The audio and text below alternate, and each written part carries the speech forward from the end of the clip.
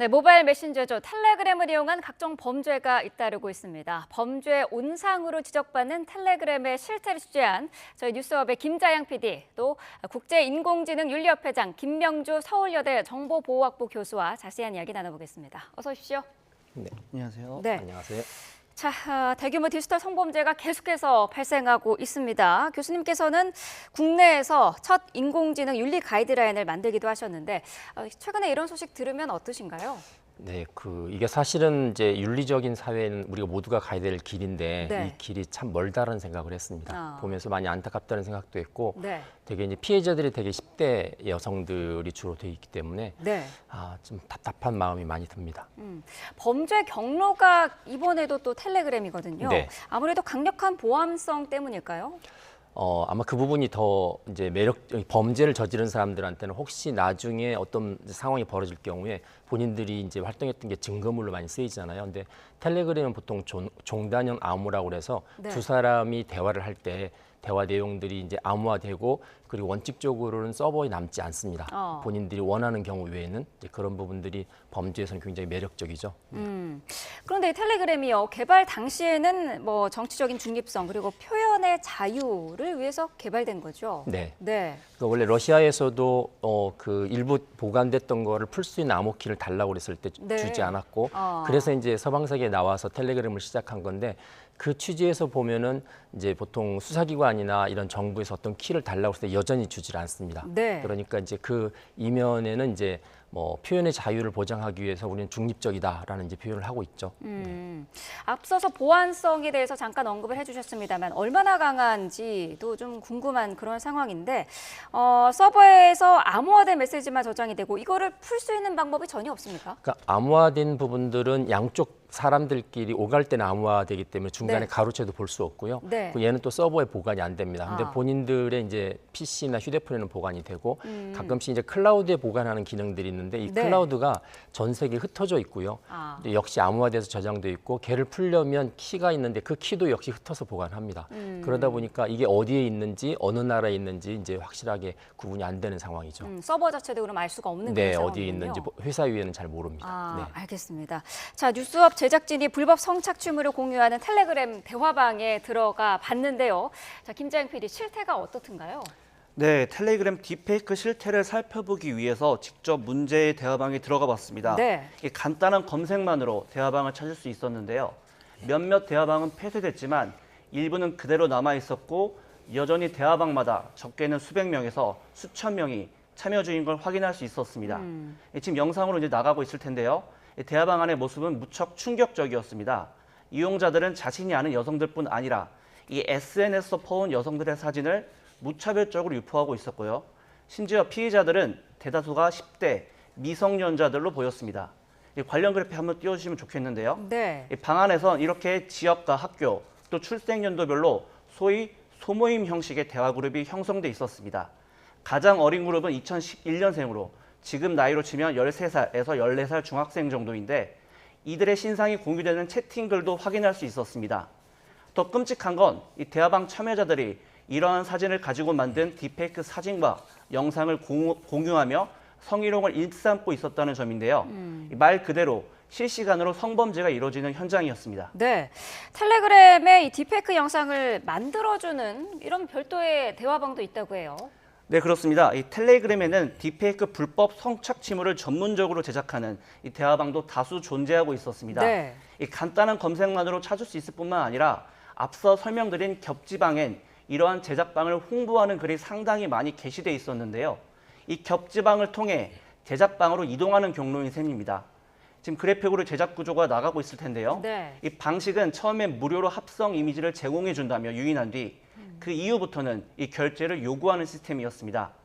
누군가의 얼굴 사진을 전달하면 이 AI 기술로 불법 합성물을 제작하는 방식인 거죠. 이 메뉴판처럼 가격표도 나와 있었는데 제가 살펴본 방은 딥페이크 음란물 한 개당 가격을 고작 200원 정도로 책정하고 있었습니다.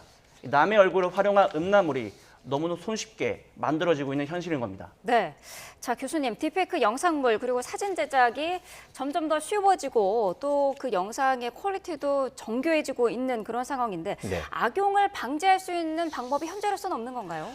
여러 가지 많이 고민들을 했었는데 네. 이제 보통 이 딥페이크를 만드는 툴이라고 하죠. 이제 여기에서는 이제 보시라고 되어 있는데 그런 툴들에 대해서 좀 제재를 가하자라는 생각도 이전부터 가지고 있었는데 네. 뭐 예를 들어서 그런 것들이 딥페이크 영상을 만들면 그 밑에 이제 이거는 AI로 만든 가짜 영상입니다라는 이제 꼬리표를 다는 거죠. 네. 뭐 유럽연합에서는 최근에 AI 법이 통과가 되면서 그런 조건들을 달았고요.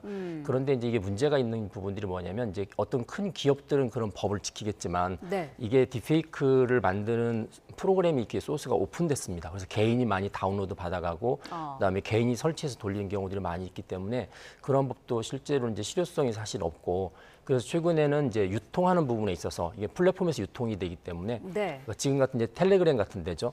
그런 텔레그램 같은 플랫폼 기업들이 좀 모니터링을 해야 되는 거 아니냐.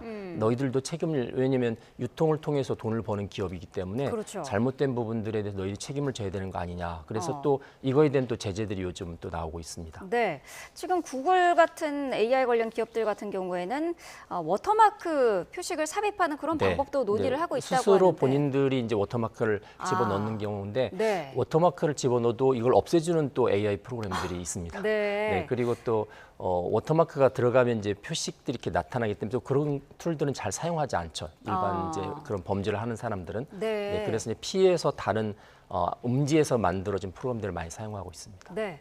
자, 굉장히 지금 상황이 복잡한 그런 것 같은데요.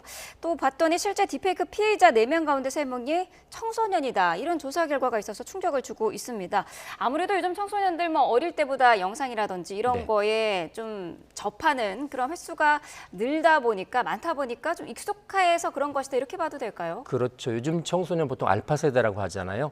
그러니까 태어날 때부터 터치스크린 만졌고 네. 그다음에 뭐 휴대폰 썼고 이렇기 때문에 이제 어른들이 볼 때는 AI 도구가 굉장히 부담스러운데 네. 이 아이들한테는 그냥 소프트웨어 중에 하나고요. 아. 그다음 이제 장난감처럼 가지고 놀 수 있고 또 사진이나 이런 것들을 올리기도 하지만 또 쉽게 구하기도 하고 또 그런 것들을 조작했을 때 또 주변에 있는 사람들한테 쉽게 퍼뜨리고 하는 데 있어서 네. 이게 이제 어른들이 볼 때는 이건 범죄다라고 생각하는데 아이들이 볼 때는 그냥 장난처럼 보이는 거죠. 범죄라고 인식을 못하는 그렇죠. 거군요. 네. 그래서 이제 교육에 대한 부분들이 요즘 많이 부각되고 있습니다. 이거 교육을 시켜야 되지 그냥 놔둬서는 안 되겠다라는 네. 생각을 하는 거죠. 말씀하신 그런 교육 부분은 지금은 학교 현장에서는 이루어지지 않고 있는 걸까요? 네, 현재는 이제 AI 교육도 사실 이제 시작 단계거든요. 아. 근데 AI 교육도 시작을 하지만 이게 AI 교육이 끝난 다음에 윤리 교육을 할 게 아니라 이제 윤리 교육이랑 AI 교육이 같이 병행돼야 되고 심지어 어떤 부분은 이미 AI가 지금처럼 일상화됐잖아요. 네. 일상화된 상황에서는 이제 기술 교육보다 앞서서 오히려 현상적인 윤리 교육이 먼저 있어야 될 것이다라고 보통 생각합니다. 네.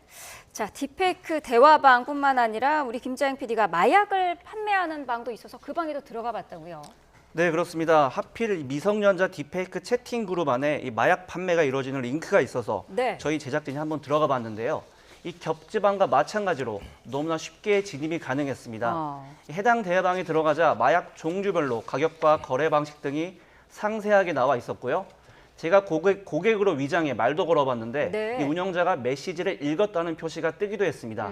이는 현재도 거래가 이루어지고 있다고 볼 수 있는 이유이죠.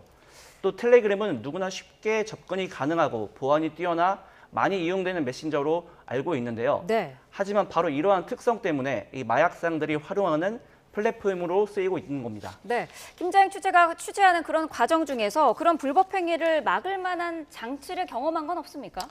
네, 사실 이번 취재 과정에서 가장 우려스러웠던 점이 바로 그 부분이었습니다. 네. 이 텔레그램을 접속하는 데까지 성인 인증을 비롯한 어떠한 검증 절차도 없었습니다.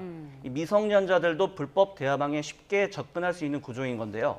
이 무엇보다 눈에 띈 건 이 탈퇴한 계정이라는 거였습니다. 네. 이 텔레그램 특성상 계정을 탈퇴하더라도 해당 계정이 남긴 자료는 그대로 남아 있는데요. 이렇게 대화방에 남아있는 자료를 다른 이용자들이 계속해서 퍼나를 수 있는 이 구조가 딥페이크 확산 배경으로 작용할 수 있다고 볼 수 있는 겁니다. 네. 게다가 이 대화방 이용자들도 이런 텔레그램의 특성을 잘 아는 듯 자신들이 절대 잡히지 않을 거라 확신하고 있는 모습이었습니다. 이 제가 들어간 방의 한 이용자는 경찰이 수사하더라도 텔레그램을 지우고 휴대폰을 불태우면 그만이라며 증거가 없어서 못 잡는다라고 아주 자신만만한 태도를 보이기도 했습니다. 네. 자, 교수님 들으신 것처럼 지금 이용자들이 절대 잡히지 않을 거라는 확신을 네. 갖고 저런 이제 네. 범죄를 저지르고 있는 건데 이거 어떻게 보시나요? 이 부분들은 지난 사건들을 볼 때 일부는 사실이고요. 네. 그래서 국가마다 이제 고민을 하고 있습니다. 고민을 하고 있어서 아무래도 이 텔레그램 자체의 기업에 대한 이제 책무성을 좀 강화시켜야겠다는 부분들이 있어서 엊그제 네. 이제 그 텔레그램의 CEO를 체포했죠. 네. 이제 프랑스에서 체포를 했고 그 체포한 이유가 저희와 이제 비슷한 상황입니다. 네. 아동 포르노나 이런 거 범죄 유통하는 데서 아무렇게나 이제 방치를 해뒀다 하는 부분들이어서 이분들이 이제 근본적인 부분들이고요. 이제 또 일부는 이제 할 수 있는 부분들이 이제 잠입 수사라고 그러죠. 네. 이제 그런 대화방들에 수사관들이 들어가서 여러 가지 상황들을 유도해서 하는 부분들인데 이 잠입 수사나 위장 수사 같은 경우는 우리나라가 이 아동 성폭력 일부분에 대해서는 허용을 하고 있거든요. 네. 그러니까 수사 특례로. 그래서 이런 경우도 이제 경찰이 본격적으로 수사를 한다고 그러니까 이런 방들에 들어가서 실질적으로 거래되고 있는 부분들이나 하는 부분들을 이제 체크를 해야 될 것 같습니다. 네. 그런데 아무래도 수사를 하려면은 텔레그램 서버 안에 이제 좀 들어가서 어떤 내용들이 있었는지 네. 이런 증거 확보도 중요할 텐데 수사 요청을 하더라도 텔레그램에서 협조를 안 하겠다라고 하면은 강제할 방법은 네, 없고요. 현재로서는 없습니다. 그거는 기업에서 하는 거기 때문에 현재로서는 네. 없고요. 그래서 지금 우리나라도 그렇고 외국도 그렇고 이제 플랫폼의 어떤 윤리성, 책무성에 대한 법을 제정을 했고요. 네. 그래서 유럽연합 같은 경우도 디지털 서비스법을 제정을 해서 이런 아동들에게 피해를 주거나 이런 디지털 성범죄에 관련된 부분들은 너희들이 찾아내고 너희들이 제거하고 하는 부분들에 대한 책임을 져라. 네. 이렇게 이야기를 했습니다. 근데 최근에 그 디지털 서비스법 같은 경우는 한 17개 기업들을 지적을 했고요. 네. 뭐 2개 검색 엔진 지적했는데 거기에 또 텔레그램 들어가 있지 않습니다. 그래서 아마 프랑스에서 이제 적극적으로 나선 이유도 그런 것 중에 하나다 이렇게 보고 있습니다. 말씀하신 그 텔레그램 창업자가 체포가 되면서 텔레그램에서 좀 그와 관련된 규제라든지 어떤 새로운 보안 정책을 마련하는 계기가 될 수도 있을까요? 압박을 굉장히 많이 할 건데 이게 네. 이제 본인들이 처음에 그 텔레그램에 들어가시면은 텔레그램 특징이 나와 있는데 뭐 그래서 그 국가 정부기관이나 아니면 고용주로부터 개인 정보를 우리는 보호하겠다라고 아예 천명을 했어요. 네. 그렇기 때문에 이제 기업의 성격이고요. 그래서 이 부분에 대해서는 아마 CEO를 체포해서 어떤 수사하는 과정 가운데서 모종의 이제 거래가 있겠죠. 거래를 해서 어느 부분을 풀어줄 테니까 어느 정보를 달라 하는 부분도 있을 텐데 그 부분이 과연 그 회사의 정체성까지 바꿀 정도가 될지는 조금 더 지켜봐야 될 것 같습니다. 네.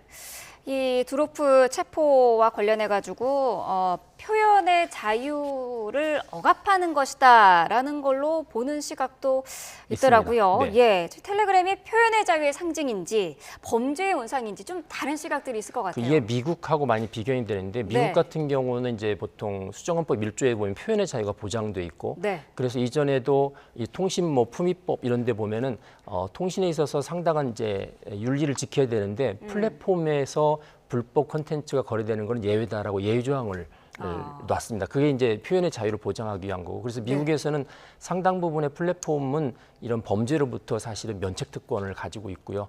그래서 트위터 X죠. 일론 머스크도 이번에 텔레그램 구속한 체포한 사건에 대해서 이건 표현의 자유 침해다라고 이야기하는데 네. 나라마다 조금씩 결이 다른 것 같습니다.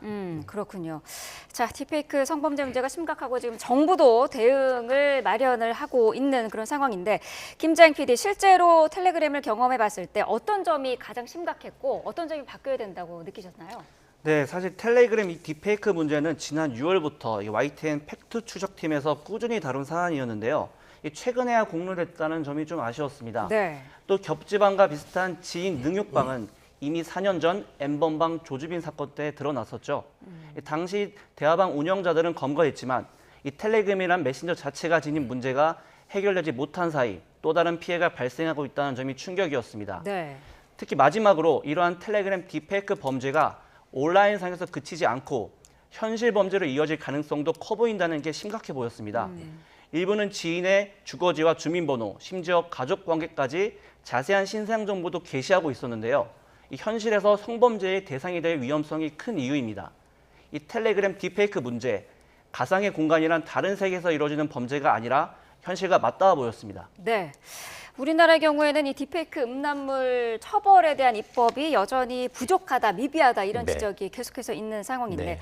어떤 고민들이 필요할까요? 이게 N번방 사건 이제 4년 전이죠. 그때 이제 성폭력 처벌법을 고쳤습니다. 네. 그래서 당시에 이제 14조 2항을 추가했는데 이게 이제 딥페이크와 같은 일종의 허위 영상물에 대해서 처벌할 수 있도록 되어 있습니다. 근데 네. 여기에 단서 조건이 반포 등을 목적으로 할 때라는데 아. 배포를 목적으로 허위 영상물을 제작하는 경우만 처벌하도록 되어 있는데 네. 이게 같은 14조 안에 보면 이제 사진으로 촬영한 음란물 있잖아요. 이 네. 경우는 제작하는 것뿐만이 아니라 배포뿐만이 아니라 휴대만 하고 있고 본인이 보기만 해도 처벌할 수 있도록 그렇게 되어 있어서 네. 이제 일부 이것도 같은 결로 좀 올려야 되는 게 아니냐. 그래서 배포, 반포의 목적뿐만이 아니라 그냥 재미로 만드는 거 이런 부분들도 가지고 있는 것도 처벌해야겠다라는 이제 이런 여론들이 형성이 되고 있고요. 네. 또 한편으로는 또 지나친 너무 또 속박이지 않을까 하는 또 아. 걱정도 많이 하고 있습니다. 네.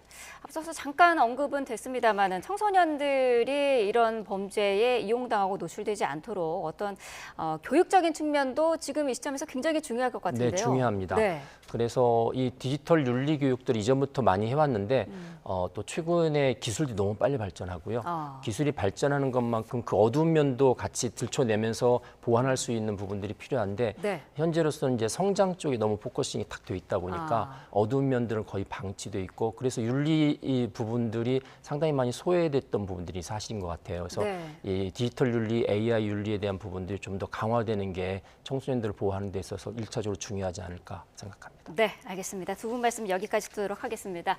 김명주 서울여대 정보보호학부 교수 김자영 PD와 함께했습니다. 말씀 감사합니다.